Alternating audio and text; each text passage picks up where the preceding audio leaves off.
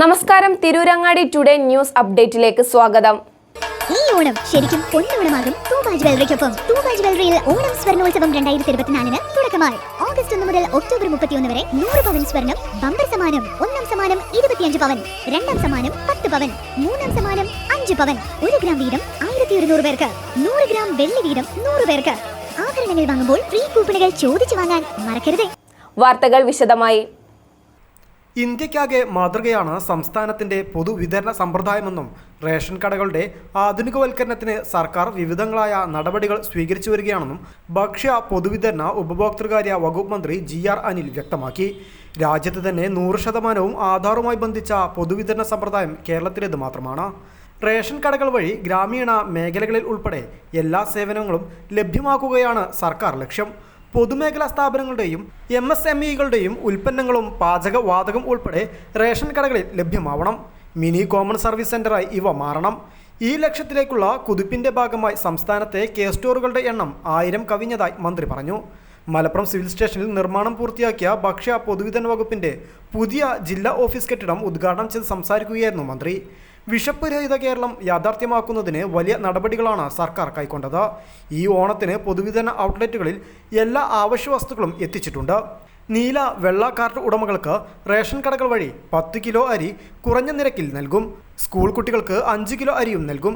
ഈ സർക്കാർ അധികാരത്തിൽ വന്ന ശേഷം വകുപ്പിൽ താലൂക്ക് സപ്ലൈ ഓഫീസ് മുതൽ മന്ത്രി ഓഫീസ് വരെ ലഭ്യമായ അപേക്ഷകളിൽ 99.78% തീർപ്പാക്കാൻ കഴിഞ്ഞതായി മന്ത്രി പറഞ്ഞു.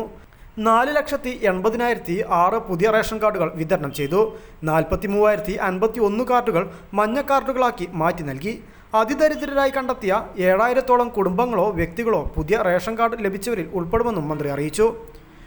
അപ്പോൾ അങ്ങനെ ക്വാളിറ്റി മെച്ചപ്പെടുത്താൻ, നല്ല ക്വാളിറ്റി ഉൽപ്പന്നങ്ങൾ ലഭ്യമാകുന്ന കേന്ദ്രമാകാൻ, കൂടുതൽ ഉൽപ്പന്നങ്ങളും സേവനങ്ങളും അവിടുന്ന് ലഭ്യമാകാൻ ഞാൻ ഇന്നലെ അമ്പൂരി പഞ്ചായത്ത് മലയോര മേഖലയിലെ കൂട്ടപ്പൂ എന്ന സ്ഥലത്ത് റേഷൻ ഷോപ്പ് 1000ാമത്തെ കേരള സ്റ്റോറാക്കി മാറ്റിയ റേഷൻ ഷോപ്പിൽ ഇന്നലെ ഉദ്ഘാടനത്തിന് ഞാൻ പോയി. കേരളത്തിലെ റേഷൻ ഷോപ്പ് ആ നിലയിലേക്ക് മാറണം. ഇന്നത്തെ ആധുനിക യുഗത്തിൽ കിട്ടാവുന്ന എല്ലാ സേവനവും ഗ്രാമപ്രദേശത്തിലെ ജനങ്ങൾക്ക് ആ കടയിൽ നിന്ന് ലഭിക്കണമെന്നാണ് ഗവൺമെന്റ് കാണുന്നത്. ഇന്ന് എല്ലാ സേവനത്തിനോടെ പോകുന്നത് അക്ഷയ കേന്ദ്രത്തിലല്ലേ? എന്തുകൊണ്ട് നമ്മുടെ കൺമുന്നിലുള്ള ഗ്രാമപ്രദേശത്ത്, നാട്ടിൻപുറത്ത് ആ റേഷൻ കടയിൽ ആ സേവനം നൽകിക്കൂടാ? കേരളത്തിന്റെ പൊതുമേഖലാ ഉൽപ്പന്നങ്ങൾ അവിടെ നിന്ന് ലഭ്യമാക്കിക്കൂടാ? കേരളത്തിലെ ജനങ്ങൾക്ക് ആവശ്യമായ ഗ്യാസ് സിലിണ്ടർ എന്തുകൊണ്ട് അവിടെ നിന്ന് ലഭ്യമാക്കിക്കൂടാ? ഇങ്ങനെ കേരളത്തിന്റെ MSME ഉൽപ്പന്നങ്ങളും പൊതുമേഖലാ ഉൽപ്പന്നങ്ങളും അടക്കം ലഭിക്കുന്ന ഒരു മിനി സൂപ്പർ മാർക്കറ്റായി, മിനി സേവന സൗകര്യമുള്ള CSE ആയി നമ്മുടെ റേഷൻ ഷോപ്പിനെ മാറ്റിയെടുക്കാനുള്ള വലിയ പരിശ്രമമാണ് ഗവൺമെന്റ് ആലോചിക്കുന്നത്. അല്ലാതെ കാളവണ്ടി യുഗത്തിലേക്ക് തിരിച്ചു പോകാൻ വേണ്ടിയല്ല ആലോചിക്കുന്നത്. നവകേരളമാണ് നമ്മൾ ലക്ഷ്യമിടുന്നത്.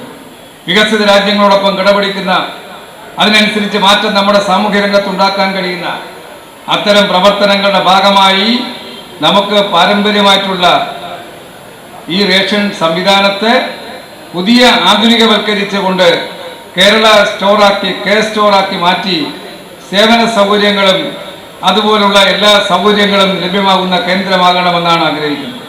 ആ നിലയിൽ, ആ ദിശയിലേക്ക് മുന്നോട്ട് നയിക്കാൻ, കേരളത്തിലെ പൊതുവിതരണ സംവിധാനത്തെ ആ ദിശയിലേക്ക് മുന്നോട്ട് നയിക്കാൻ നമ്മുടെ ജില്ലാ സപ്ലൈ ഓഫീസ്, പുതിയതായി ഉദ്ഘാടനം ചെയ്ത സപ്ലൈ ഓഫീസ് ആ രീതിയിൽ മാറണം. അതിനകത്തിരിക്കുന്ന ജീവനക്കാർ ആ ചിന്തയിലേക്ക് ഉയരണമെന്നാണ് എനിക്ക് അഭ്യർത്ഥിക്കുക.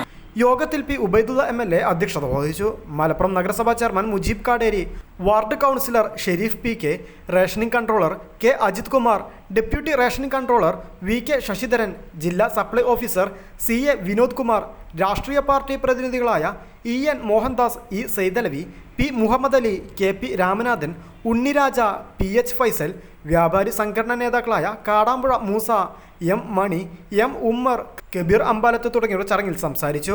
News desk, Malappuram.